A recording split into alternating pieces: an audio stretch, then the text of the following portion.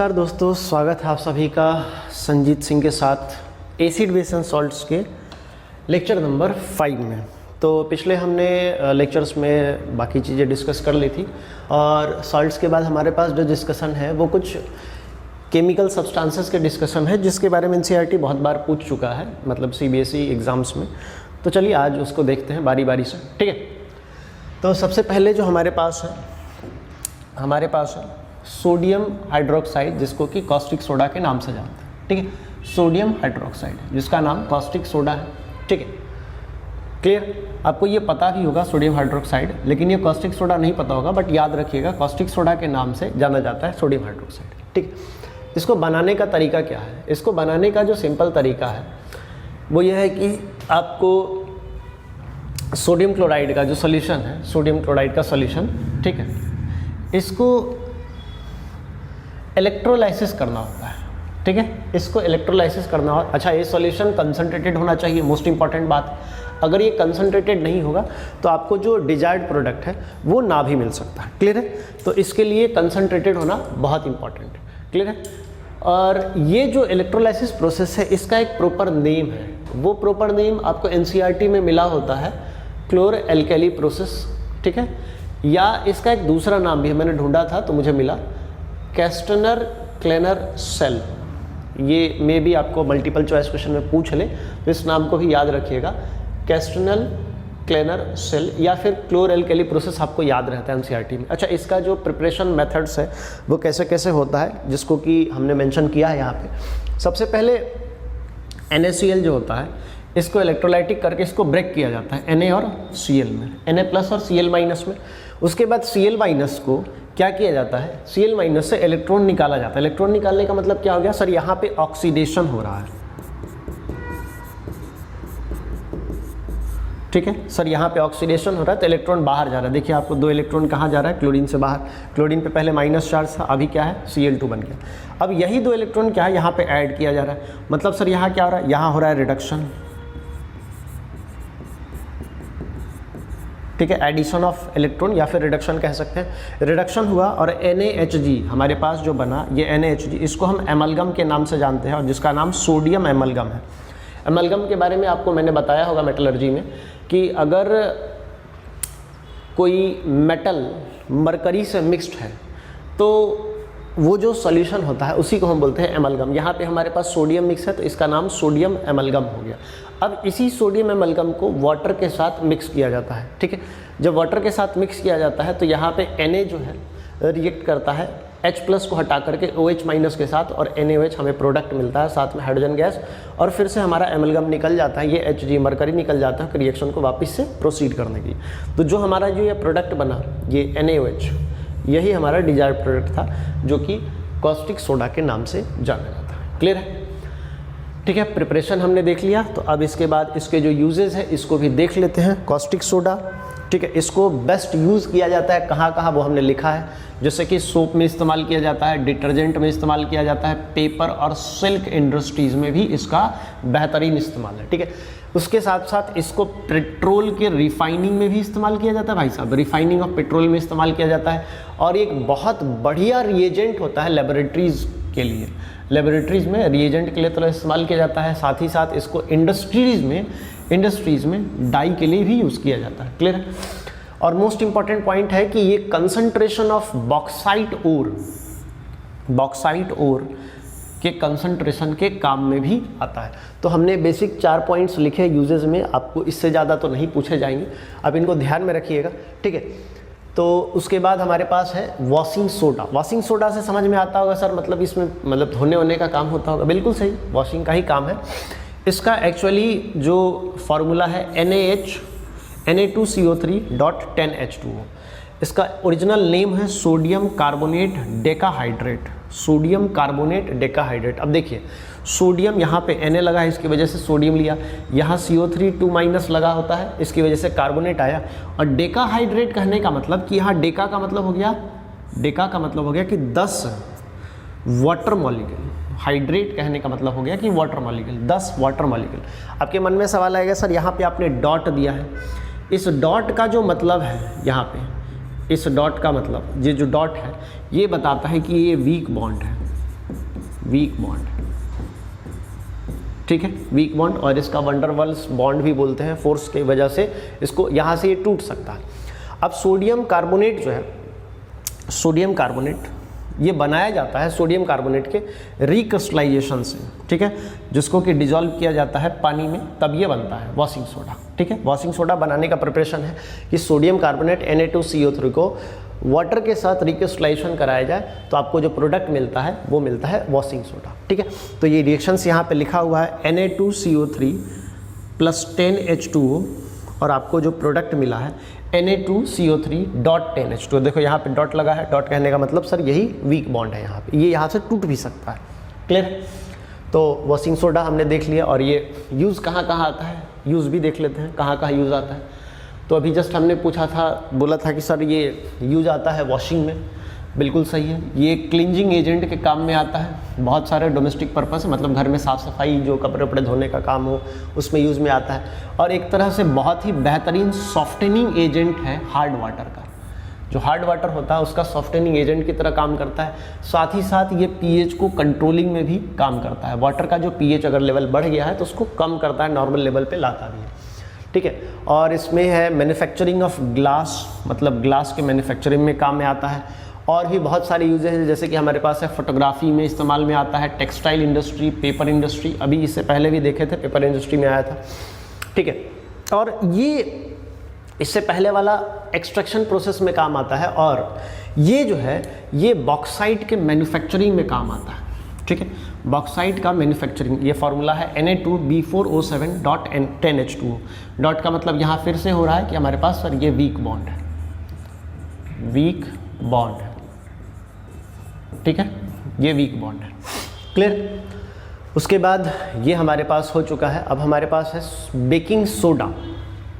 Baking soda, baking soda आपने सुना होगा, ये सर इस्तेमाल करते हैं थोड़ा बेक करने के लिए, मतलब फूड आइटम्स के बेकिंग के लिए इस्तेमाल करते हैं, ठीक है। तो इसका जो ओरिजिनल नेम है वो नेम होता है sodium hydrogen carbonate, sodium hydrogen carbonate, या फिर इसको हम सोडियम बाइकार्बोनेट के नाम से भी जानते हैं। सोडियम बाइकार्बोनेट या फिर सोडियम हाइड्रोजन कार्बोनेट दोनों सेम ही हैं, ठीक है।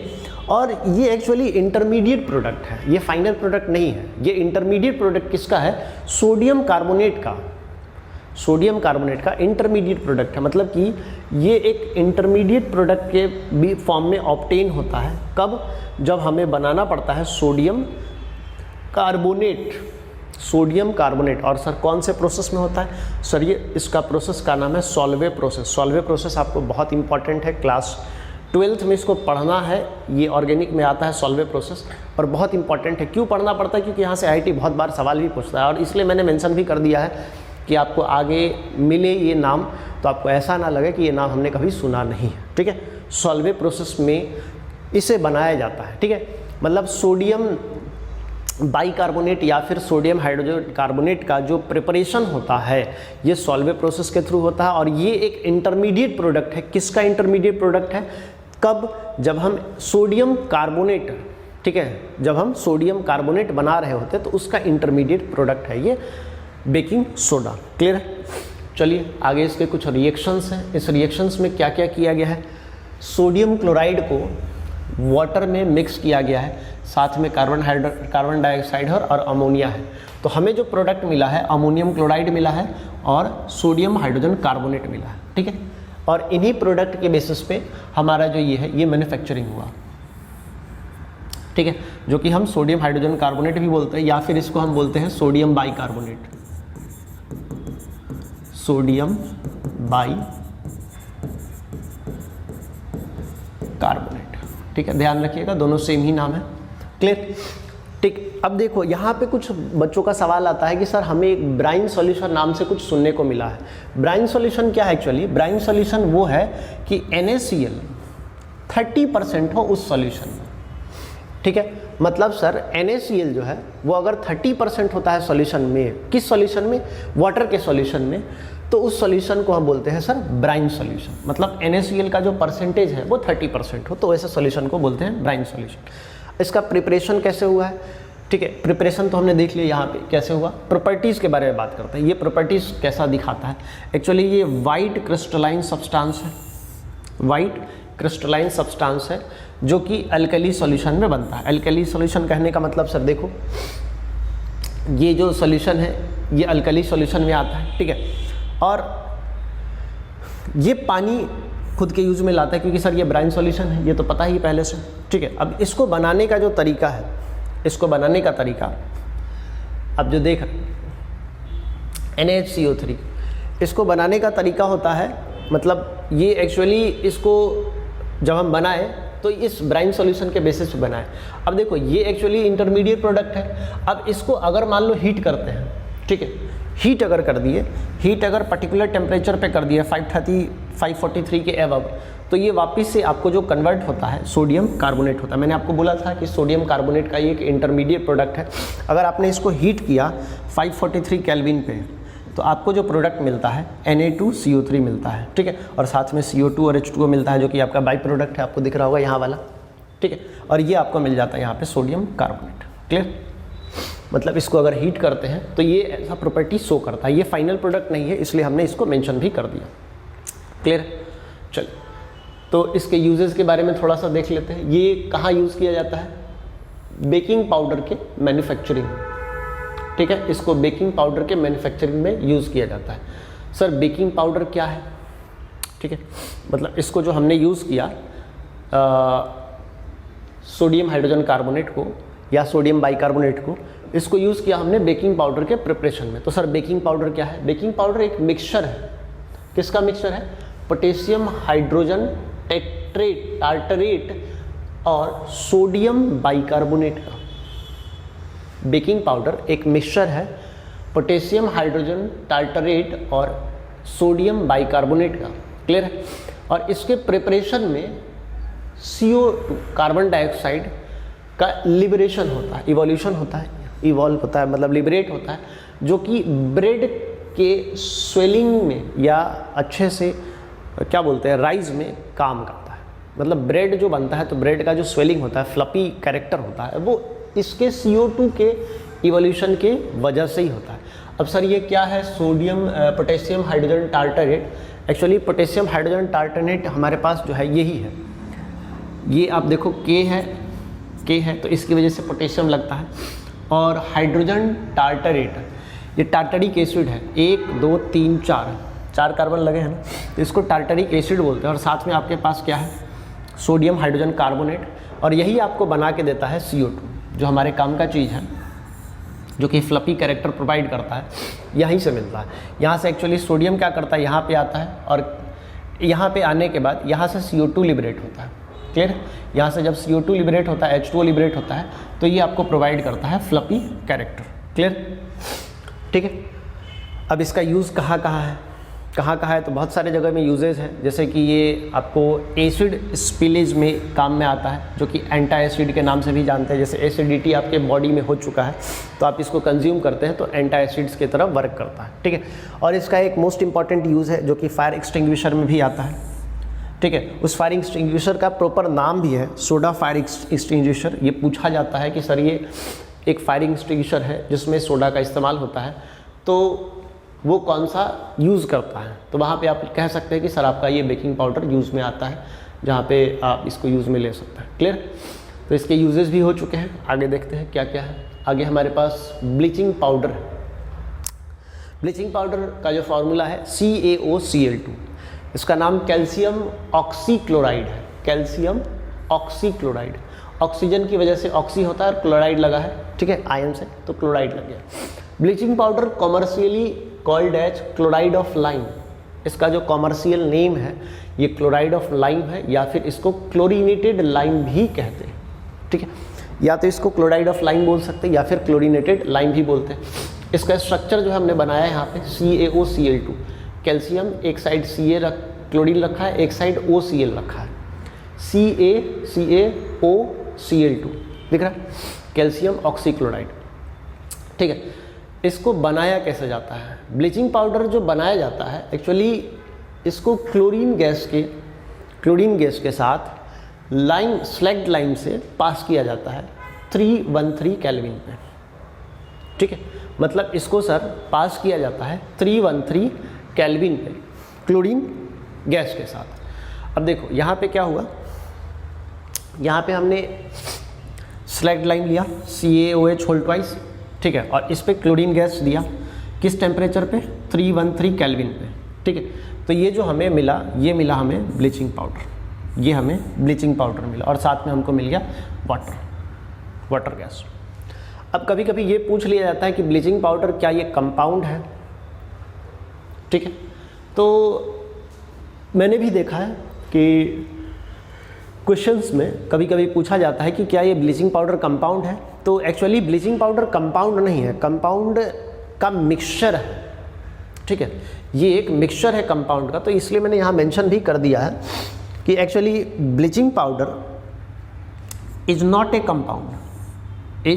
Compound but a mixture of compound. मतलब सर क्या है, ये कंपाउंड का क्या है, मिक्सचर, ठीक है। ये पूछा जाता है, एक दो लाइन ऐसे ऐसे रहते हैं कि डायरेक्ट वहाँ से सवाल आ जाते हैं, तो उन सवालों को हमें ध्यान में रखना पड़ता है। तो ब्लीचिंग पाउडर क्या है सर, ब्लीचिंग पाउडर कंपाउंड नहीं है, ये एक मिक्सचर ऑफ कंपाउंड है, ठीक है। और इसके यूजेस कहाँ कहाँ हैं, इसके यूजेस फिर से हमको मिल रहे हैं सर, पेपर और टेक्सटाइल इंडस्ट्री में ब्लीचिंग एजेंट का काम करते हैं। ब्लीचिंग एजेंट कहने का मतलब साफ़ सुथरा।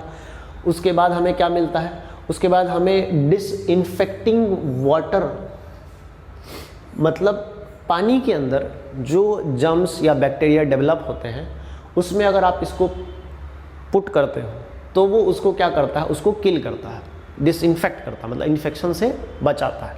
क्लियर। उसके बाद ये हमें प्रिपरेशन ऑफ क्लोरोफॉर्म्स के काम में आता है, क्लोरोफॉर्म्स बनाने के काम में आता है। और एक जगह और हमें मिला था कि सर उल सिंक प्रूफ क्या होता है। एक्चुअली जो उल होता है वो सिंक होता है, तो उसको बचाने के काम में भी ये आता है, उसको रखा जाता है उल सिंक प्रूफ में, ठीक। क्लियर है। हमारे पास नेक्स्ट टॉपिक और आखिरी कह सकते हैं, आखिरी टॉपिक है plaster of Paris. Plaster of Paris कहने से मन में आता होगा सर, जो मतलब कि मान लो किसी बॉडी पार्ट्स का फ्रैक्चर होता है तो डॉक्टर के यहाँ जाते हैं तो प्लास्टर करते हैं हाथ में, पैर में, या फिर जो भी जहाँ उंगली में चोट वोट लग जाए। तो एक्चुअली क्या होता है कि जब वो प्लास्टर करता है, हम लोग ये सुनते हैं कि सर प्लास्टर करा के है, तो क्या करता है वो एक लेयर हाथों पे लगाता है, पट्टी के माध्यम से उसके ऊपर लेयर लगाता है, और लेयर 1-2 दिन में पूरी तरह से हार्ड हो जाता है। और इतना हार्ड हो जाता है कि आप किसी, मतलब मान लो कि हाथ में है और किसी के सर में टक्कर दे दो तो बहुत ज़्यादा भयंकर चोट लगता है। मतलब इसका एक खास प्रॉपर्टी होता है प्लास्टरिंग का, ठीक है। तो उसी प्रॉपर्टी को हम थोड़ा देखते हैं ध्यान से, और ये बहुत अच्छा अभी तक भी यूज़ में हो रहा है, ऐसा नहीं कि नहीं हो रहा है। प्लास्टर ऑफ पेरिस, इसको शॉर्ट में POP बोलते हैं, ठीक है, POP। Clear. Plaster of Paris जो है उसका एक्चुअली फॉर्मूला होता है calcium sulphate CaSO4.12H2O, calcium sulphate hemihydrate. अभी देखो आपको मिला था डेकाहाइड्रेट, अभी यहाँ पे क्या मिल रहा है सर, हेमीहाइड्रेट। हेमी का जो मतलब होता है, हेमी का मतलब होता है हाफ, ठीक है। और हाइड्रेट का मतलब क्या हो गया सर, हाइड्रेट का मतलब हो गया कि वाटर मॉलिक्यूल,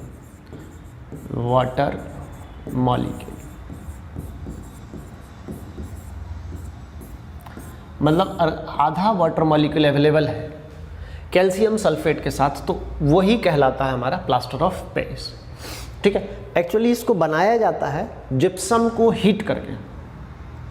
ये जो जिप्सम है ना, इसको हीट किया जाता है एक पर्टिकुलर टेम्परेचर पे, ठीक है। वो टेम्परेचर 373 केल्विन है, ठीक है।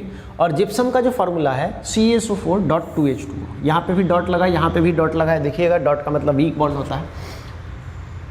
और जो हीट किया जाता है वो एक स्टील पॉट होता है जो कि मैकेनिकल स्टीयरर या फिर इसको कह सकते हैं कि रिवॉल्विंग फर्नेस की तरह होता है। मतलब उसमें हीट किया जाता है, उसको घुमाया जाता है, और वहाँ से जो हमें मिलता है हीट करने के बाद, और बॉन्ड टूटने पे जो एक प्रॉपर टेम्परेचर पे जो बॉन्ड वाटर मॉलिक्यूल का टूटता है और टूट करके हमें .12H2O वाला फॉर्मेट मिलता है, तो वही प्रोडक्ट हमारा कहलाता है प्लास्टर ऑफ पेरिस, या फिर कहते हैं कैल्शियम सल्फेट हेमीहाइड्रेट। और इसका रिएक्शन हमने यहाँ पे मेंशन किया है, CaSO4.2H2O at 373 Kelvin, it gives CaSO4.12H2O and 3/2H2O। Reaction balance है पूरी तरह से। ये कैल्शियम सल्फेट 2 वाटर मॉलिक्यूल के साथ है, देखो 2 वाटर मॉलिक्यूल के साथ है, और फिर से यहाँ पे कैल्शियम सल्फेट आधे वाटर मॉलिक्यूल के साथ है। तो यही आपका क्या है, ये आपका जिप्सम है, ठीक है, और ये आपका प्लास्टर ऑफ पेरिस है, POP, और साथ में आपको 1.5 वाटर मॉलिक्यूल मिलता है प्रोडक्ट में। क्लियर? ठीक है, तो हमने इसका प्रिपरेशन भी देख लिया। अब इसके कुछ यूजेस होंगे, देखते हैं क्या है। Properties and uses. प्रॉपर्टीज़ क्या है कि अगर इस प्लास्टर ऑफ पेरिस को, जैसे हमने पहले स्टार्टिंग में बताया कि प्लास्टर ऑफ पेरिस से हम क्या करते हैं, डॉक्टर के पास जाते हैं तो वो प्लास्टर करता है, कुछ ऐसा लेयर बनाता है तो वो हार्ड होता है। तो एक्चुअली अगर प्लास्टर ऑफ पेरिस जो है कैल्शियम सल्फेट हेमीहाइड्रेट, अगर इसको पानी में आप मिलाओ, ठीक है, सफिशिएंट अमाउंट ऑफ वाटर पे मिलाओ, अगर रूम टेम्परेचर पे भी, तो ये आपको जो मिलता है, ये मिलता है जिप्सम। ठीक है, जिप्सम। ठीक है, और जिप्सम एक्चुअली क्या होता है, ये बहुत हार्ड होता है, हार्ड। इसी को हम बोलते हैं क्रिस्टलाइजेशन। ठीक है, और क्रिस्टलाइजेशन के बाद हमें मिलता है जिप्सम। मतलब अगर कैल्शियम सल्फेट हेमीहाइड्रेट में वाटर को मिक्स किया जाए तो मिक्स करने के बाद जो हमें प्रोडक्ट मिलता है वो मिलता है जिप्सम, और इसी प्रोसेस को हम बोलते हैं वाटर ऑफ क्रिस्टलाइजेशन। आप ये मिला भी है, dissolving water and get crystallize in the form of gypsum. ठीक है, क्लियर? अब इसके यूजेस क्या क्या है, आपको मैंने भी पहले बोला था कि ये वहाँ यूज़ में आते हैं। देखिए लेबोरेटरी में कहाँ यूज़ में आता है, लेबोरेटरी में जो गैप्स होता है उसको सील करने के काम करते हैं ताकि वो एयर टाइट हो सके। ठीक है, एयर टाइट हो सके। दूसरा खिलौने बनाने के काम में आता है, कॉस्मेटिक्स में काम में आता है, और स्टैचू, इमारत, मतलब जो मूर्ति उड़ती होता है उसको बनाने के काम में आता है। तीसरा देखो, अभी जस्ट मैंने बताया था फॉर सेटिंग ब्रोकन बोन्स, जो टूट जाती हड्डी तो उसको सही प्रॉपर जगह पे रख करके फिर उसके बाद उसको सेट करने के काम में आता है। एक प्रॉपर अरेंजमेंट प्रोवाइड करता है जिसकी वजह से आपका मान लो कि ये बोन यहाँ से कुछ फ्रैक्चर हुआ तो यहाँ से यहाँ तक वो प्लास्टर करता है, और प्लास्टर करने के बाद ये स्ट्रक्चर पूरी तरह से फिक्स हो जाता है। ठीक है, इसके काम में आता है। दूसरा आता है कि सरफेस को स्मूथ करने में, जैसे ये दीवार बना है पीछे, अगर मान लो इसके पीछे दीवार है तो दीवार का जो सरफेस होता है उसको भी ये स्मूथ करता है। ठीक है, और डिजाइन्स भी बनते हैं सीलिंग्स और वॉल्स पे, वॉल्स या फिर सीलिंग पे आप देखते हैं ना कि सीलिंग्स पे डिजाइन बनाते हैं, वो इसी से बनता है। क्या होता है कि इसको मैंने देखा है प्रॉपर्ली, हमारे घर में काम हो रहा था, तो वो क्या करते हैं कि छोटा अमाउंट लेते हैं, ज़्यादा नहीं लेते, क्योंकि तुरंत वो क्या होता है कि सॉलिडिफाई होता है। वो छोटा अमाउंट लेते हैं और उसमें थोड़ा सा पानी मिलाते हैं, फिर मिला करके एक ब्लेड होता है छोटा सा, उस ब्लेड से वो उस सरफेस पे, दीवार पे उस पर लगाते हैं और तुरंत वो उस पर वर्क करते हैं ताकि वो सॉलिडिफाई ना हो जाए। और वर्क करते करते मान लो थोड़ा सा पार्ट बच गया जो कि वो मिक्सर था, तो वो सॉलिडिफाई होने लगता है, तो उसको फिर वो यूज़ में नहीं लेते क्योंकि वो प्रॉपर वर्क नहीं कर रहा था, वो सेटल हो जाता है। उसको बोलते हैं ना सेटिंग कर गया है, तो उसको अब नहीं यूज़ कर सकते। तो ये बहुत ज़्यादा होता है। और इसमें मैंने खुद एक्सपेरिमेंट किया था कि ये मतलब नॉर्मली पानी मिलाने से तो सॉलिडिफाई हो ही रहा था। मैंने क्या किया कि इसमें थोड़ा सा सॉल्ट ऐड कर दिया, जो घर में हमारा सॉल्ट होता है वो ऐड कर दिया, तो उसकी वजह से बहुत जल्दी, मतलब उससे रिलेटिवली आधे टाइम में ही, मतलब मान लो कि अगर 2 मिनट में सॉलिडिफाई हो रहा था तो बहुत, मतलब समझो 1 मिनट के अंदर में सॉलिडिफाई हो गया। तो एक गजब का मतलब एक्सपीरियंस था। ठीक है, तो बढ़िया है। आज हमने एसिड बेस एंड सॉल्ट्स के सारी चीज़ें ख़त्म कर लिए हैं, और नेक्स्ट हम जो शुरू करने वाले हैं वो हमारा होगा अगला chapter, chemical reaction and equations. ठीक, आज के लिए इतना ही, मिलते हैं अगले लेक्चर। धन्यवाद।